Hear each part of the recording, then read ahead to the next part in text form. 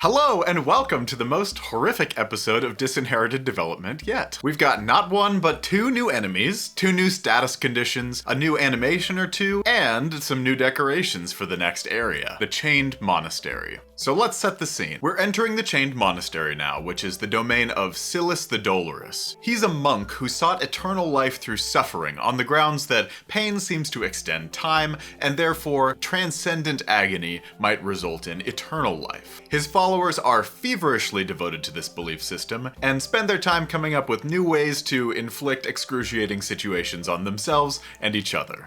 How fun. And speaking of things that are self-inflicted, I'm Dryden Thomas, and this is day 63 of my 100-day challenge to finish Disinherited.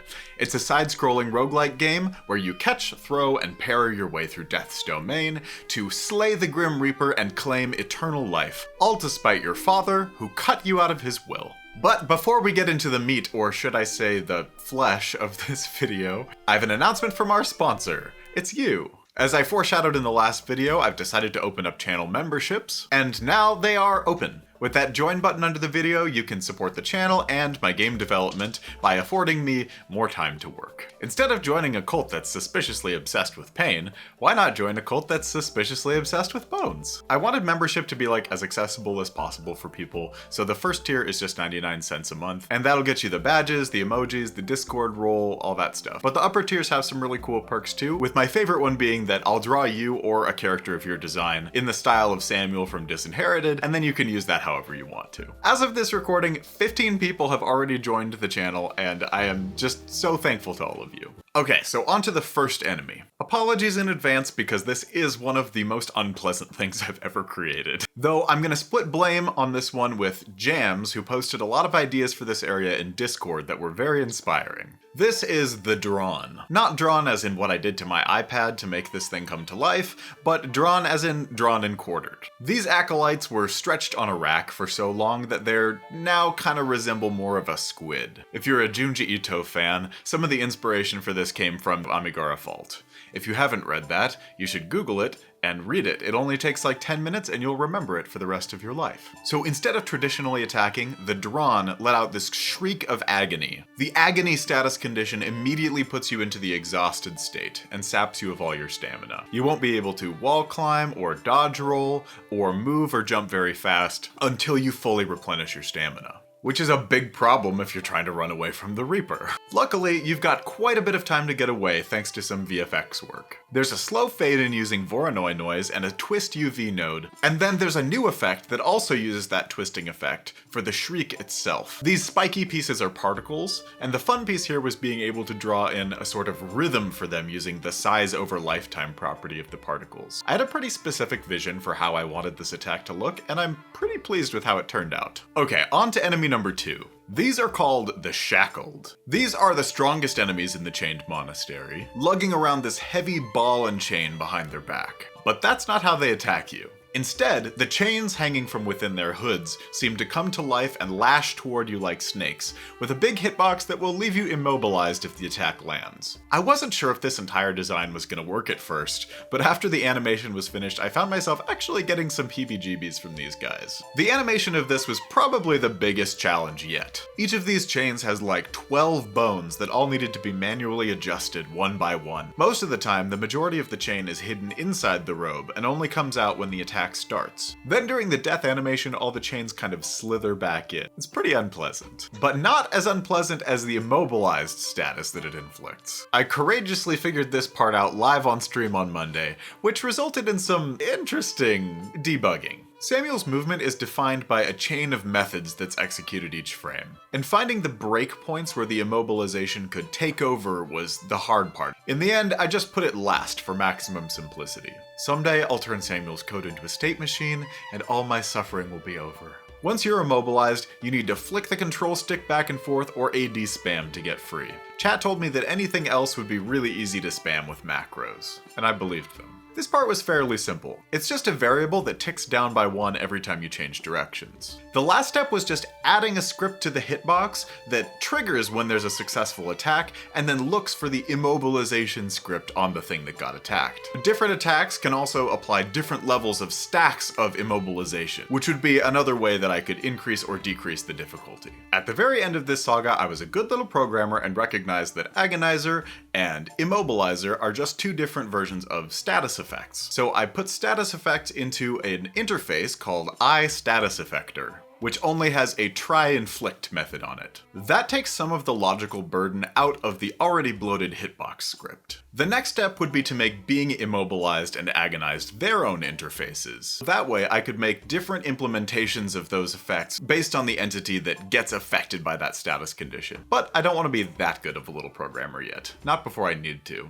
But it wasn't over yet. I still needed a struggling animation to show what's going on when you're trying to break free. Poor Samuel. I drew him all chained up with this sort of strain to the side that happens when you push down the movement keys, and hooked that up in the animator. And then, when he gets free, a little broken chain sprite appears. So since I was in the animation workflow, I decided to ride it even further. Someone this week suggested that a death animation for Samuel was really necessary since especially early players are going to be seeing it a lot. I'd been putting it off, but definitely I agree, it's time. And actually, this ended up being one of my favorite animations I've done so far. I don't know what it is, it just has like a little pop to it. But the flow kept going. I just had to make a little ghost Samuel pop out after he collapsed. Here's my favorite frame of it. It's just so unhinged. And you don't want to know how many hours this all took. Oh, Franklin. Do you want to come in and hang out, buddy? Yeah. He's a good boy.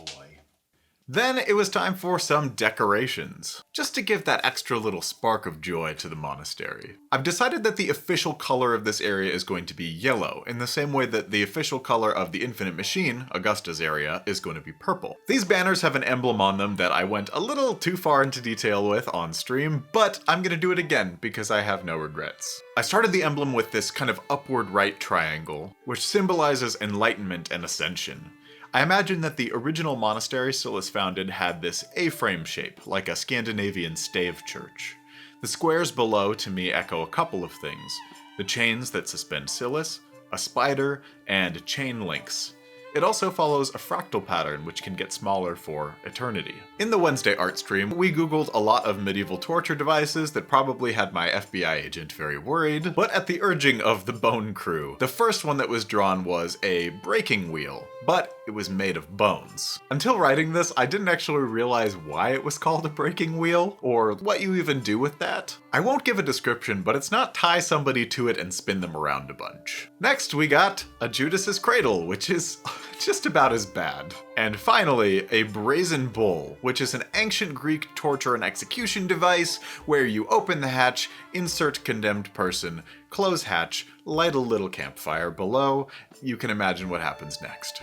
As a bonus sound design point, they had an acoustic mechanism inside that would turn the cries of the executed person into the bellows of a bull. Love it! So chat was full of ideas. But this week also had some more pleasant ideas as well. For example, I'd wanted to put pillars into the procedurally generated map for a while now. The decorations kind of take up a lot of space in the tile map, and I've been considering just retooling the entire system. But I finally figured out a method to add another layer in. I drew this repeating wood pillar texture and put it on a sprite renderer and set it to tile. When the object is created, it shoots a raycast up and down, resizes itself to the difference between the ceiling and the floor, stretches a little bit longer than that, and then sets its position to the midpoint. I made this new type of spawner tile that can just plop them in, and the best part is that these tiles don't have to be sitting on the ground like the decorations tiles do. They can be floating in midair, they can even start right next to the ceiling, and then they automatically resize to the right height and position.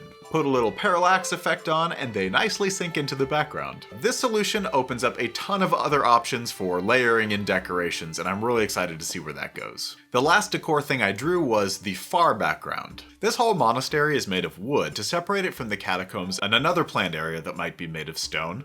I thought it might be good to do a little wood paneling texture as a general backdrop, which I can then add more ornaments to, like statues and alcoves and stuff. I also made 16 new tile chunks for the monastery, which are even more open than the infinite machine area, because these tall guys have to move around quite a bit. However, I got a little bit adventurous this time, and I included a lot more verticality. I figure if this is an area that you encounter a little bit later in the game, you might have some ways to deal with that, like upgraded stamina or double jumps. Also, this kind of verticality idea tracks onto Ascension very well, and which is kind of one of the themes of the area. Also, climbing in this game is one of the slower actions you can take, so it's really scary to do, and that really raises the tension. After some more decorations are done and added in, and some more traps for this area, the Chain Monastery is really on its way. I've also fully redesigned Silas, but I haven't gotten it into the game yet, so I'm not going to show it in this devlog. You'll have to wait till next time. Thank you so much for watching, and I'll see you in the next one. But wait, don't go yet, because I've got some amazing fan art to show you.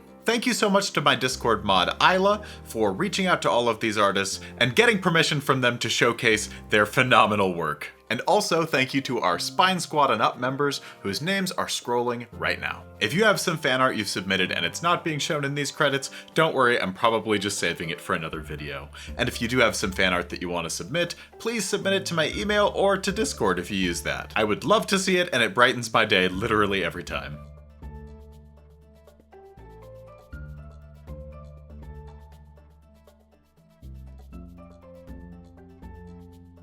There's a slow fade in using Voronoi no.